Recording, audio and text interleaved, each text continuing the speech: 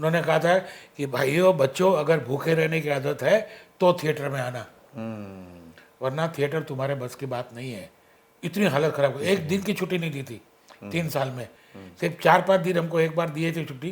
बोले अब जाना है 2 साल के बाद। हमने बोला सर कम से कम एक बार तो जा रहे तो बॉम्बे। तो बोले सर ठीक है जाके आओ, मगर 5 दिन से ज़्यादा नहीं मिलेगी। यहाँ पे एक सबसे मेन प्रॉब्लम पता है क्या है, शायद लोग मेरे को डांटेंगे भी, मगर वन अप बनने की कोशिश जो है ना, वो सबसे बड़ा दुर्गुण है। अगर जिस दिन आपने ये समझा कि मेरे बिना नहीं चलेगा, साहब अच्छे अच्छे लोग बाहर गए हैं, कितने हैं? हमारे सामने अच्छे अच्छे लोग चले गए। और दुख भी होता है कि यार, और उसके बाद उनकी हालत देख के और दुख होता है, ये टिके रहते तो कहाँ से कहाँ पहुँच सकते थे। क्या हुआ इस ओवर में, फिर से किसी से इश्क हो गया क्या है? हेलो फ्रेंड्स, वेलकम टू फिल्मी पंडित joinfilms.com। मैं हूं आपका अपना वीरेंद्र राठौर और आप देख रहे हैं बॉलीवुड का Google join films YouTube channel. बहुत से एक्टर आर्टिस्ट फिल्म इंडस्ट्री में आपको दिखते हैं जो कि सीनियर है, लेकिन वो सीनियर यूं ही नहीं बन गए। वो सीनियर तब हैं जब पहले के लोग भी उनको जानते थे, आज के लोग भी उनको जानते हैं। और इसमें बीच में जो सबसे बड़ी खास बात है वो ये कि वो लगातार काम कर रहे हैं।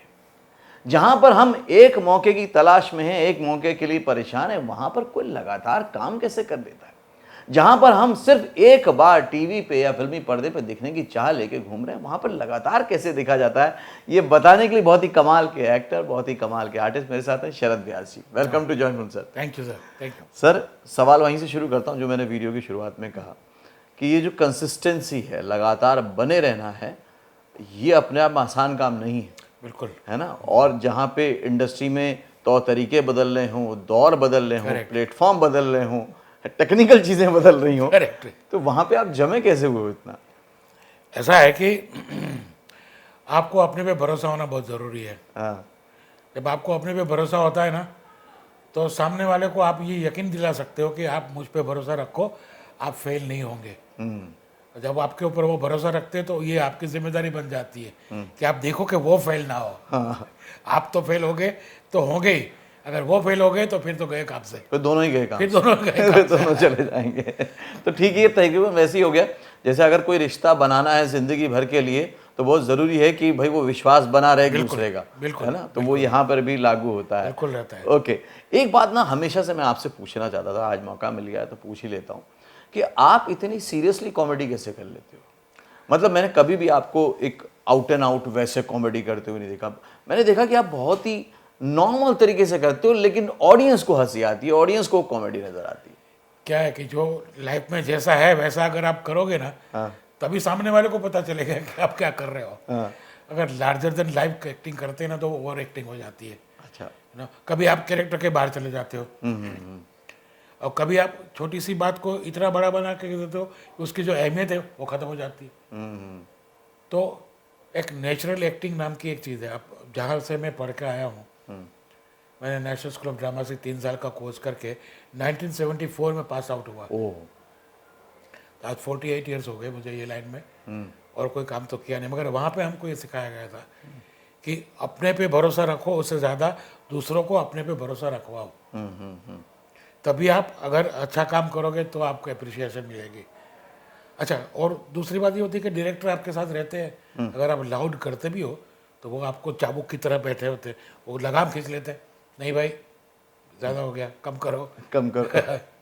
नहीं, नॉर्मली अब ये सवाल और बड़ा हो जाता है क्योंकि जो लोग खासतौर से थिएटर से आते हैं उनको लाउड एक्टिंग की आदत होती है, वो मीडियम वैसा है। तो फिर उसको आपने जो ग्राफ को समझा, वो क्राफ्ट को समझा कि नहीं यार कैमरा एक्टिंग में शायद उतने की जरूरत नहीं है, तो मतलब आपने उस पर काम किया। करेक्ट। क्या हुआ कि मैं जब NSD पास होकर आया था तो फॉर्चुनेटली मुझे दूरदर्शन के अंदर काम करने का मौका मिला कि मैं वहाँ पे, हमारे सीनियर थे वीरेंद्र शर्मा करके, तो वो प्रोड्यूसर थे हिंदी प्रोग्राम्स के, और मुझे उनके हाथ के नीचे काम करने के लिए मिला।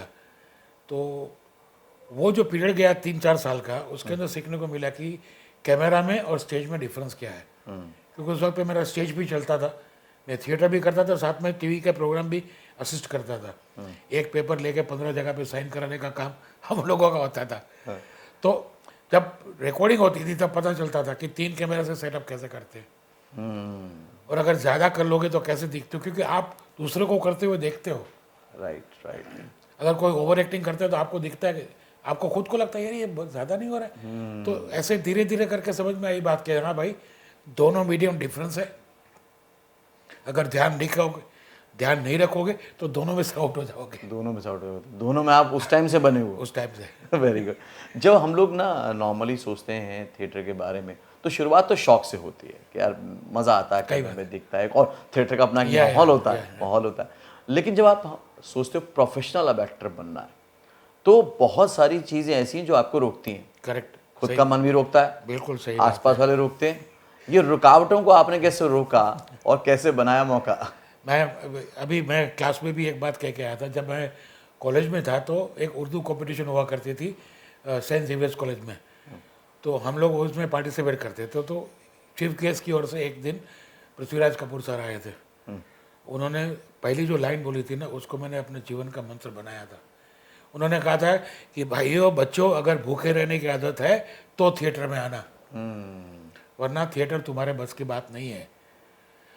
उसके बावजूद कॉलेज खत्म करने के बाद my daddy was in theatre and in film also, and he was a teacher, he was the vice principal of the college where I was studying.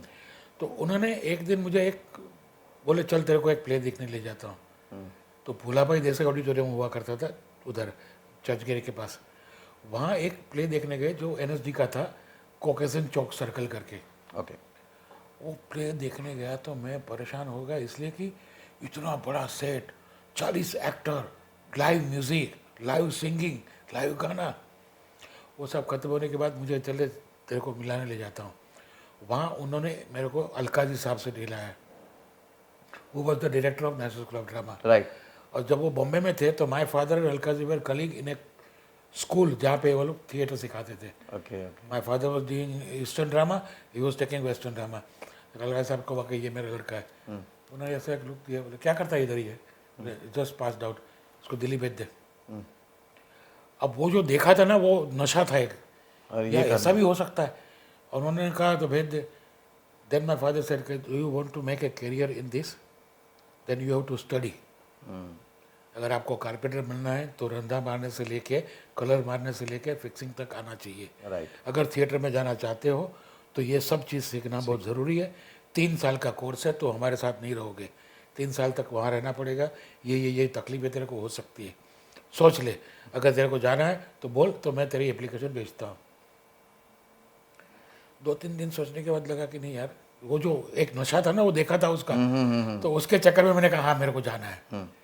तो गए, फिर उसके बाद में सिलेक्ट हुए। तो 3 साल तक वहाँ पे हम लोग पढ़े। 22 सब्जेक्ट होते थे, और 22 सब्जेक्ट में से अगर पहले साल के बाद 1-2 सब्जेक्ट में भी फेल हुए तो बैक। इतना टफ कंपटीशन था। और हर स्टेट से एक लोगों को ही सिलेक्ट करते थे। महाराष्ट्र से इन्होंने 3 सिलेक्ट किए। एक रोहिणी हतंगड़ी, उस वक्त रोहिणी ओक थी, फिर दूसरे जयदेव हतंगड़ी जो अभी कुछ साल पहले ही गुजर गए, और मैं, हम 3 वहाँ महाराष्ट्र से गए। तो वहाँ पे हंगामा भी हुआ था 3 कैसे आ गए, कि 3 कैसे आ गए। तो बोले तीनों की क्वालिटी है, तीनों को क्वालिफाई है, उनका एक्सपीरियंस है, उनको देख के। क्योंकि वहाँ पे बेस ये था कि या तो आप थिएटर कर चुके हो, या आप थिएटर के बारे में कुछ जानते हो, या आप ग्रेजुएट हो। ये 3 में से कोई एक चीज़ आपके साथ में फेवर में है तो आप सिलेक्ट हो सकते हो। तो हम ग्रेजुएट भी थे, हमने थिएटर किया भी था, क्योंकि कॉलेज के दिनों में करते थे, और स्टेज के बारे में कुछ पता भी था थोड़ा बहुत, तो जवाब दे दिए थे। तो सिलेक्ट हो गए। जब सिलेक्ट हुआ तब अलकाजी साहब नहीं थे वहाँ पे, was out of India. Okay. हाँ, तो I was not selected that time. आके बाद उनको पता चला, तो उन्होंने कहा इनको क्यों नहीं सिलेक्ट किया है। बोले नहीं सर, नहीं, बोले इज अ राइट स्टूडेंट। फिर उन्होंने मेरे को कहा कि तू आ जा। और वहाँ पे जाने के बाद जो हालत हुई है साहब, टफ ट्रेनिंग, बहुत टफ ट्रेनिंग। सुबह 5:30-6 बजे आ जाते थे, चक्कर लगाओ 1 घंटे तक। उसके बाद योगा का क्लास, उसके बाद डांस का क्लास, उसके बाद एक्टिंग का क्लास, उसके बाद फिर अलग अलग सब्जेक्ट सब। उसके बाद लंच मेरे, लंच के बाद रिहर्सल्स के बाद शाम को अपने को होमवर्क दे दे, वो करो। रात को आपको जो रोल मिला है उसकी प्रैक्टिस करो। पूरा दिन मतलब 365 days you are in theatre. आप सोते हो तो थिएटर सोचते हो, जागते हो तो थिएटर सोचते हो, सपने में भी थिएटर ही आता है। हाँ, क्योंकि पूरे आसपास थॉट्स ही वही है। अरे मैं आपको सही बताता हूँ, मैं भूल गया था कि मेरे माँ बाप भी है, मेरा भाई भी है, मेरा घर भी है। इतनी हालत खराब, एक दिन की छुट्टी नहीं दी थी 3 साल में। सिर्फ 4-5 दिन हमको एक बार दिए थे छुट्टी। बोले आप जाना है 2 साल के बाद हमने बोला सर कम से कम एक बार तो जाने दो बॉम्बे। तो बोले सर ठीक है जाके आओ, मगर 5 दिन से ज़्यादा नहीं मिलेगी। तो ये ट्रेनिंग अभी काम भी आ गई। लेकिन वही टफ ट्रेनिंग 3 साल की आज इतने सालों तक, इतने सालों तक 28 साल तक करी, 48 ईयर्स चल रही है। तो जब इतनी टफ ट्रेनिंग लेकर आते हैं और उसके बाद सक्सेस भी मिलती है, सफलता मिलती है, हम काम करते हैं, और फिर आपने अपने पूरे करियर के दौरान बहुत सारे नए लोगों को आते हुए देखा होगा, बिल्कुल, अब वापस लौटते हुए देखा होगा, यू टर्न मारते हुए देखा होगा, तब कभी ऐसा लगा नहीं यार ये काश ये भी जान जाएं, समझ जाएं, सीख जाएं कि यार थोड़ा सा? बहुत बहुत लगता है, बहुत दुख भी होता है कि अच्छे अच्छे एक्टर होने के बावजूद भी उनकी जो आदत है ना वो उनको बिगाड़ देती है और उनको फिर वापस यू टर्न लेना पड़ता है। अब देखो यहाँ पे एक सबसे मेन प्रॉब्लम पता है क्या है, शायद लोग मेरे को डांटेंगे भी, मगर वन अप बनने की कोशिश जो है ना वो सबसे बड़ा दुर्गुण है अपने इंडस्ट्री में। Everyone wants to become one up to other. भाई आप जो हो उसमें रहो ना, वो यूनिक है, वो यूनिक है, वो दूसरा कोई नहीं कर सकता तभी तो आपको ले रहे हैं। अगर आप उसके भी वन अप करने जाओगे तो फिर धीरे धीरे आप साइड हो जाओगे और साइड से भी निकल भी जाओगे। सही बात, सही बात। मैं हूँ तो ये चलता है, ये मत रखो, ये दिमाग में मत रखो कि आप हो तो चलती है दुनिया।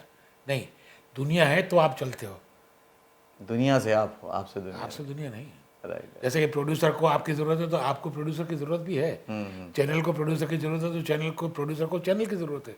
तो इससे combination of two things together. अगर जिस दिन आपने ये समझा कि मेरे बिना नहीं चलेगा, साहब अच्छे अच्छे लोग बाहर गए हैं, कितने हैं? हमारे सामने अच्छे अच्छे लोग चले गए, और दुख भी होता है कि यार, और उसके बाद उनकी हालत देख के और दुख होता है। ये टिके रहते तो कहाँ से कहाँ पहुँच सकते थे। Right, right. अभी क्योंकि नॉर्मली कहते भी है ना कि एक बार जो क्रिएटिव फील्ड में आ जाए वो दूसरी जगह काम भी नहीं नहीं कर कर पाए। सकते, नहीं कर सकते आप बाहर काम नहीं कर सकते हो। इसलिए नहीं कर सकते हो कि आपका ईगो आपको तंग करता है। क्योंकि जहाँ पे आप अरे जरा पानी देना, वहाँ आके आप पानी देना पड़ता है। जो लेके आता था उसकी जगह पे आपको देना पड़ता है। वो एक ईगो जो है ना वो मार देता है आपको। आज जब इतने साल से आप काम कर रहे हैं तो भी क्या अपने आप को कभी कभी अपग्रेड करते रहते हैं, हर कैरेक्टर की तैयारी करते हैं? हाँ बिल्कुल बिल्कुल, करते हैं आज भी? जैसा भी कैरेक्टर आता है उसकी तैयारी तो करनी पड़ती है। हाँ। मैं ये ना वो बिल्कुल प्लेन स्लेट बन जाता हूँ जब नया कैरेक्टर आता है तो। अच्छा। और फिर उसके ऊपर डायरेक्टर के साथ बैठ के, राइटर के साथ बैठ के पहले बोलता हूँ कि आप जरा लाइनें खींचो। वो लाइनें खींचने के बाद फिर मैं अपनी लाइन बनाता हूँ और वो लाइन उनको दिखाता हूँ, सुनाता हूँ। जब वो अप्रूव करते तब कंटिन्यू करता हूँ, नहीं तो उसको थोड़ा बहुत चेंज करते तो करते रहते हैं। अब जब आप सीरियल करते हैं, फिल्में करते हैं, तो क्या थिएटर के लिए टाइम मिल पाता है? नहीं मिलता यार, मैं बहुत आई एम मिसिंग इट। क्योंकि क्या होता है कि थिएटर चलता है सैटरडे संडे को, राइट। वो ज़्यादातर बॉम्बे में वही होता है। और आजकल क्या हुआ, पिछले 10 साल से चैरिटी शोज़ बढ़ गए हैं। जो ऑर्गेनाइजेशन है, जैन सोशल ग्रुप है, ये है वो है, उनका इतना बढ़ गया है कि वो वीकडेज में भी शो कर लेते हैं। और दूसरा फिर आउट ऑफ बॉम्बे बहुत हो गया है, अहमदाबाद है, सूरत है, गुजरात है, उस जगह पे अब वो 15-15 दिन की टूर रहती है। तो शूटिंग के साथ मैच नहीं होता है। कर पाते। मैंने यस बॉस के उसके बाद एक अपने एक सीरियल की थी, सजन रे तुम झूठ मत बोलो, वहाँ तक वो किया था। उसके बाद एक ऐसा टाइम आ गया जब मेरे डायरेक्टर राजन बहादुर ने कहा शरद भाई अब सिलेक्ट कर लो, ये करना है या वो करना है। क्योंकि आपको एडजस्ट करते करते मुझे दूसरे लोगों की बातें सुननी पड़ती है। सही बात है। मैंने कहा यू आर ऑल्सो राइट, मैं इसको छोड़ देता हूँ। दुख तो होता है, छूट गया हाथ से है। आज भी कोशिश करते हैं कि करें, मगर नहीं हो पा रहा है। नहीं, ठीक भी है। यस बॉस जो आपने जिक्र किया, मैं जहाँ तक सही समझ रहा हूँ, वाकई यस बॉस से एक ऑडियंस जो प्रेजेंस आपका बना था, एक जो ऑडियंस ने आपको रिकग्नाइज किया था, रजिस्टर किया था, बिल्कुल, वो बड़ा कमाल का हुआ बिल्कुल बिल्कुल। मतलब वो बनते बनते बन गया वो चेहरा, और ऐसा बना कि वीपी के नाम से जानते लोग पर्सनली। मतलब शरद व्यास नाम ही मालूम नहीं है, वो वीपी साहब आ गए, वीपी साहब आ गए। और वो मतलब एक तो गुचू सेट बताया उसको, दूसरा दिमाग का गया हुआ बताया, तीसरा उसके घर में, उसके ऑफिस में इतने बेवकूफ़ लोग हैं, उसके बावजूद भी ऑफिस चलता रहता है। और ये हर जगह पे एक को या दूसरे को तंग करता रहता है। हालांकि उसको आता खुद नहीं है, कुछ नहीं आता है, मगर वो ऊपर वाले की मेहरबानी से वो वीपी बना हुआ है तो उसकी चलती है। अब ये कैरेक्टर को पकड़ने के लिए थोड़ा टाइम लगा था, मगर बाद में एक बार पकड़ में आ गया फिर तो। क्योंकि मैं इसलिए बोल रहा हूँ कि बड़ा एक्सपेरिमेंट था कि उसको बॉस भी दिखाना है, हाँ। और उसके साथ उसको ये भी दिखाना है कि वो ज़्यादा कुछ जानता नहीं है। अच्छा, नॉर्मली होता है कि बाकी जो कैरेक्टर है, हीरो वगैरह है, वो बहुत समझदार है, वो इसमें वो भी नहीं था। वो भी नहीं था। तो सबको एक से बढ़कर एक बनना था वहाँ पे। करेक्ट था। राकेश बेदी, आसिफ भाई, कविता जी, सब एक दूसरे के ऊपर चढ़ने की कोशिश में थे। Thank you Sharad ji, thank you very My much. pleasure. बहुत अच्छा लगा बात My करके pleasure, आपसे। sir. Yep. और वाकई जहाँ तक मैं समझता हूँ, आज के वीडियो को तो कंक्लूड करूंगा ही, लेकिन वाकई अगर आपको सीखना समझना हो तो शरद जी की एक्टिंग को आप बारीकी से देखेंगे ना, तो जो बात मैंने शुरू में कही वो यही थी कि कॉमेडी वो ज़रूर करते हैं, कॉमेडी के रोल उन्होंने ज़्यादा ज़रूर किए, लेकिन बहुत नॉर्मली और नेचुरली करते हैं। ये बात वाकई ऑब्जर्व करने वाली बात है, बात सीखनी चाहिए। दूसरी बात है कि आपको यूनिक बनना है, आप अपने आप में यूनिक हैं। आप भी अगर दूसरों की तरह बनने की कोशिश करेंगे तो आप क्या रह जाएंगे, क्योंकि आपका कंपटीशन यहाँ पर सिर्फ और सिर्फ आपसे है। आपको अपनी जगह बनानी, किसी की जगह लेनी नहीं है। अपनी जगह बनाइए और अपना विश्वास ऐसा जगाइए कि डायरेक्टर को लगे यार इससे बेटर तो कुछ हो ही नहीं सकता, बस तो आपका काम फिर बन गया। आपने क्या सीखा, क्या समझा, और शरद जी के कौन से रोल से आप बहुत इंप्रेस है? अभी भी इनका एक सीरियल चल रहा है हप्पू सिंह की उल्टन पलटन, जो कि बड़ा कमाल का चल रहा है काफ़ी सालों से, तो उसको भी देखिएगा और मुझे बताइएगा आपको कौन सी कैरेक्टर में ये बहुत अच्छे लगे, बहुत पसंद आए। अगले वीडियो में फिर से मिलता हूँ, तब तक के लिए देखते रहिए, सीखते रहिए, जमे रहिए। All the very best. I will join film